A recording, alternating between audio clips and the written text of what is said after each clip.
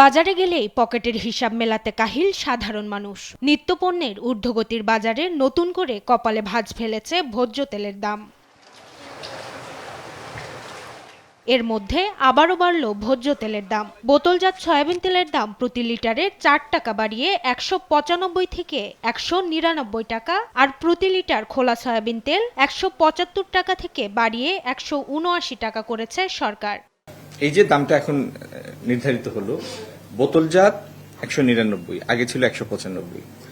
বোতলজাত যে তেল বিক্রি হয় সেখানের মধ্যে মূল্যের কম বেশি করার কোনো সুযোগ নাই, সেটা তো বোতলের গায়ে লেখা থাকে। প্রশ্ন উঠতে পারে যে সরবরাহটা যথেষ্ট কিনা, আর লুজ তেলের ক্ষেত্রে নির্ধারিত দামে বিক্রি হচ্ছে কিনা। এখন যেহেতু মূল্য সমন্বয় হয়েছে, আমরা নজরদারি আরো বৃদ্ধি করব, স্থানীয় প্রশাসন করবে, ভোক্তা অধিকার করবে, এবং এটির কোনো ব্যত্যয় আমরা সহ্য করব না। তবে লিটার প্রতি তেলের দাম 4 টাকা বাড়লেও বাজারের অদ্ভুত অঙ্কে সেই হিসাব যেন আরো বহুগুণ ভারী। সরকারি প্রজ্ঞাপনের কালি শুকানোর আগেই বাজারে উত্তাপ ছড়াচ্ছে সয়াবিন তেলের দাম। সরকার নির্ধারিত দামের চেয়ে অতিরিক্ত 3 থেকে 4 টাকা বেশিতে বিক্রি হচ্ছে খোলা সয়াবিন তেল। এমনকি আগের কম দামে সরবরাহ করা তেলও বাড়তি দামে বিক্রি করছেন অনেক বিক্রেতা।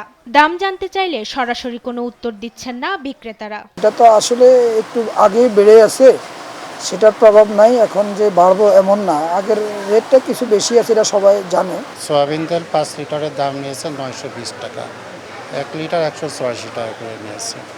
তেলের দাম বৃদ্ধি নিয়ে ক্ষোভ প্রকাশ করেছেন সাধারণ ভোক্তারা। দেশের দাম তো সব জিনিসের দাম বাড়তে আছে, দিনে দিন তেলের দাম বাড়তে আছে, সব জিনিসের দাম তো সরকার বাড়াইতে হবে। আমরা গরিবের বাঁচবো কেমন? আমার পকেটে টাকা চলে যাচ্ছে, বাট আমার কিন্তু স্যালারি বাড়ে নাই। এখন এই যে মাঝখানে যে চাপটা, এটা কি করবে? বাজারে নজরদারি বাড়ানো এবং পরিস্থিতি স্বাভাবিক রাখার দাবি ভোক্তাদের। মাকদুরা মিতি, দেশ টিভি, ঢাকা।